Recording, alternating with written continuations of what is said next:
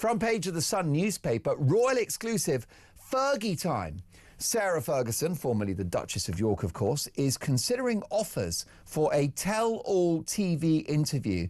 There are moments when the greatest threat to a centuries-old institution doesn't come from foreign governments, political upheaval, or even media frenzy. Sometimes the real danger emerges from someone the monarchy once trusted. Someone who lived inside the walls of privilege, who moved through rooms sealed to the public, who heard the conversations never meant to reach the outside world. And today, that person, the one causing fear behind palace doors, is Sarah Ferguson, a woman who once held a title, who lived beside a prince, who raised two princesses, and who spent decades inside the most private corners of the royal family. The firm may survive scandals, rumors, and public trials, but what it cannot survive is a tell-all interview from an insider who is no longer controlled by duty, loyalty, or royal expectations. A tell-all from someone who knows too much. Someone like Fergie. Before we dive in, there's something I need to share with you.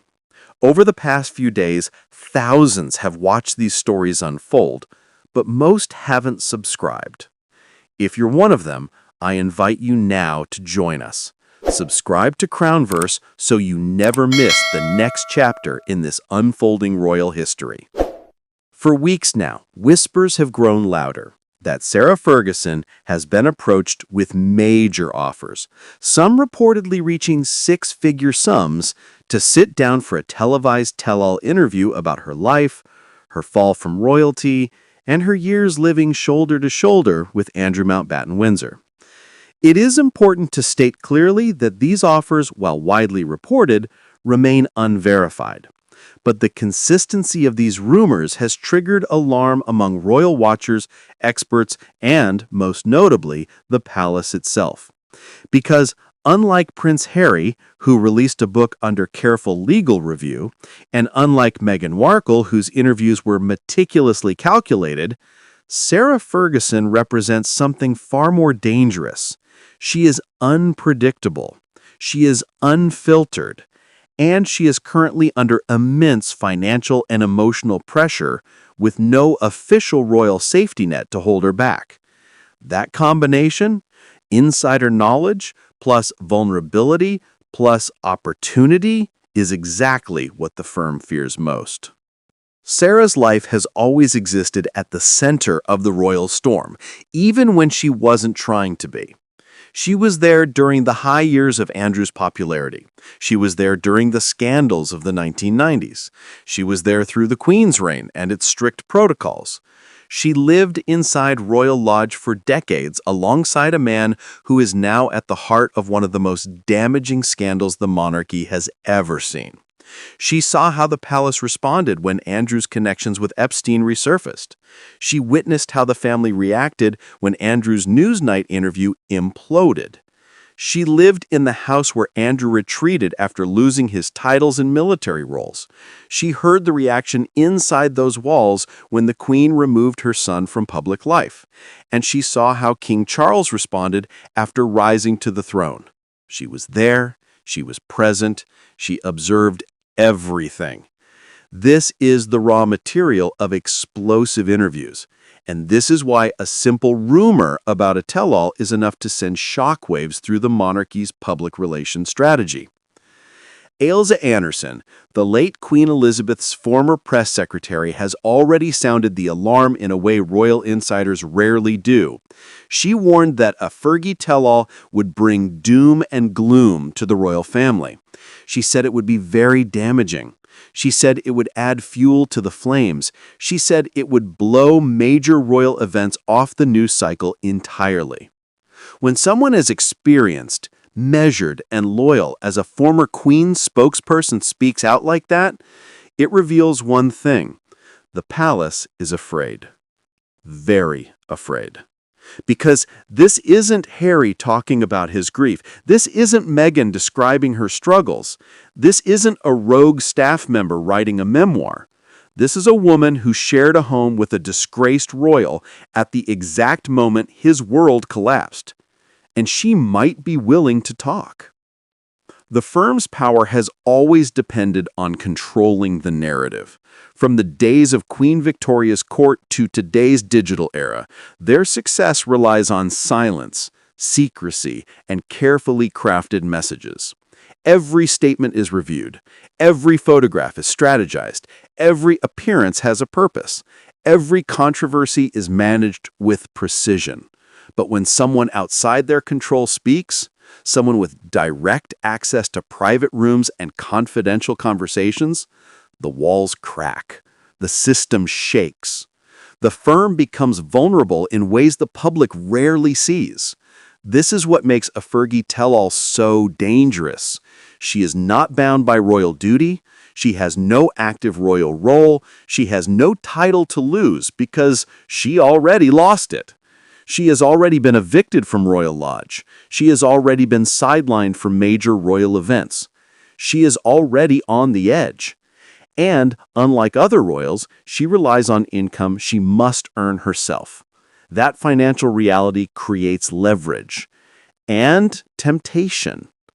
As Andrew faces exile to a smaller property on King Charles Sandringham Estate, again, reported but not officially confirmed, Sarah is left in limbo.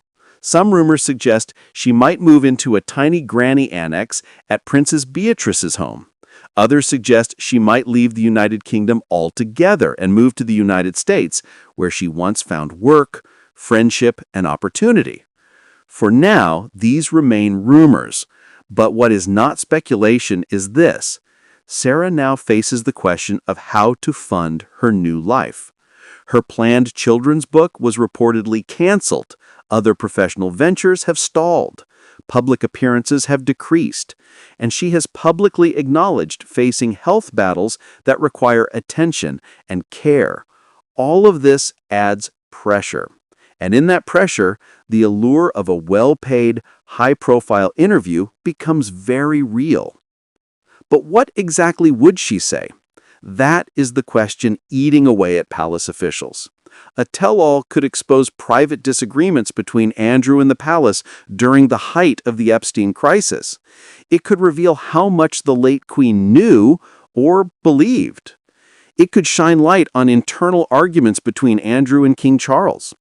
It could revisit the chaos behind Andrew's disastrous BBC interview, one of the lowest points in modern royal history. It could describe the atmosphere inside Royal Lodge when Andrew lost his military titles, his patronages, and his HRH status. It could discuss the behind-the-scenes decisions that led to their eviction notice. It could reveal Sarah's private communications with Andrew, Beatrice, and Eugenie during the months of crisis. Even if she avoids legal minefields, the emotional insight alone would be explosive. And the palace knows this. There are also deeper fears. Sarah Ferguson has always had a complicated relationship with money. For decades, her financial challenges have been public knowledge. She has made mistakes. She has endured bankruptcies. She has depended at times on friends, publishers, and work that didn't always align with royal expectations. These financial struggles have repeatedly put her in positions where she had to choose between silence and opportunity. And with Andrew's downfall, her safety net has grown thinner. A well-paid tell-all changes everything. It gives her options. It gives her freedom. It gives her a chance to reclaim her narrative. And that is exactly what the palace fears most. A financially independent Fergie who no longer needs royal approval to speak. Another layer of danger comes from the fact that Sarah is a surprisingly good communicator. Unlike Andrew, who struggles under pressure, Sarah is charismatic, expressive, emotive, and unafraid of cameras. She can tell stories. She can charm an audience. She can stir sympathy. And she can do all of this while appearing friendly and harmless, making the content even more damaging because it does not come across as revenge, but as honesty. The location of such an interview could also matter. If it happens in the United States, as some rumors suggest, the tone would likely be more direct, more emotional, and more personal. American networks love narratives of redemption, struggle, and behind-the-scenes drama, exactly the kind of story Sarah embodies. And once the interview airs, the global press picks it apart, magnifies it, spins it, and turns it into months of coverage. This is how one interview can derail an entire royal agenda. It happened with Diana, it happened with Harry and Meghan, and the palace knows it could happen again with Fergie. Ailsa Anderson's warning is not simply commentary, it is a strategic red flag. When she says a tell-all could overshadow a state visit, she means it literally. Royal press teams spend months preparing for diplomatic events.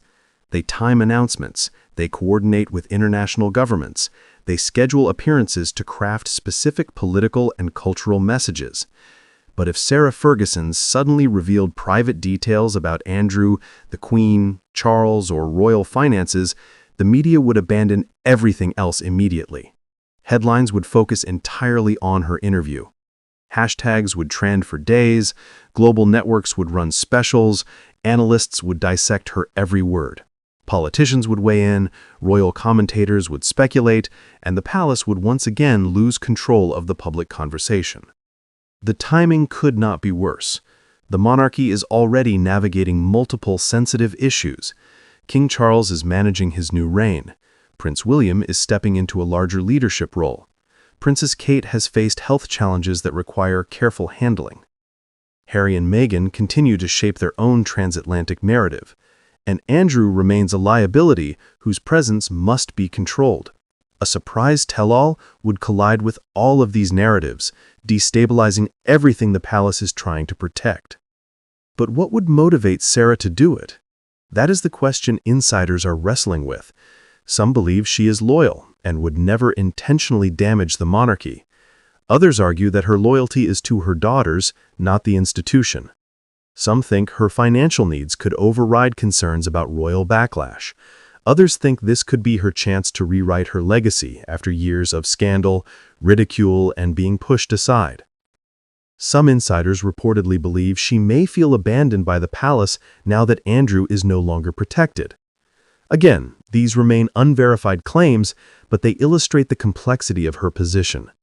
Even if Sarah does not intend to harm the family, simply sharing her truth, her experiences, her pain, her perspective, could be enough to cause chaos. Emotional honesty has always been the monarchy's Achilles heel. When Diana spoke, the monarchy wobbled. When Harry spoke, it cracked.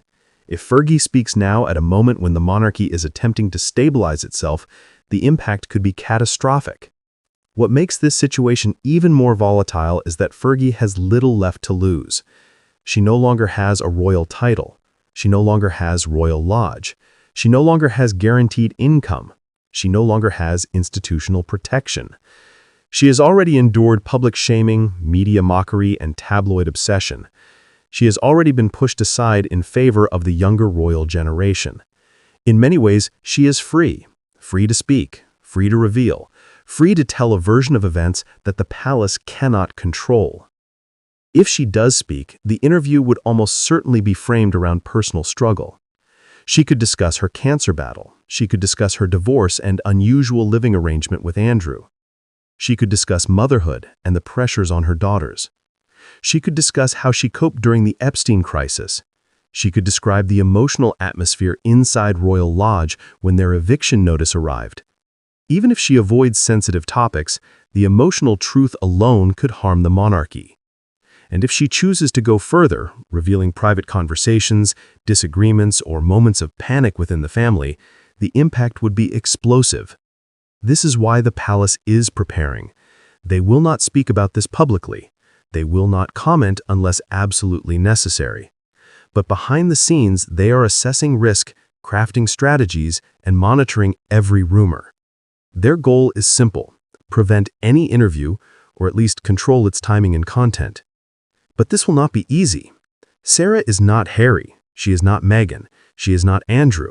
She is unpredictable, independent, and emotionally expressive, and that makes her dangerous in ways the palace cannot easily manage. In the end, the fate of a tell-all interview rests entirely in Sarah Ferguson's hands. She could choose loyalty. She could choose silence. She could choose to protect the legacy of the late queen who always showed her kindness. Or she could choose to finally speak her truth after decades of being pushed aside. She could choose the financial security an interview might bring. She could choose the chance to redefine her public image. Or she could choose to reveal what life inside the royal family is really like when the cameras are off and the doors are closed. Whatever she chooses, one thing is clear. The fear inside the palace is real. The possibility of a tell-all is not a minor rumor. It is a genuine threat to a monarchy already under pressure. And if Sarah Ferguson decides to speak freely, the consequences could ripple through the firm, shaking the stability that the royals have tried so desperately to maintain. Because sometimes the most dangerous person is not an enemy, not a critic, not a rival, but an insider who finally decides to talk.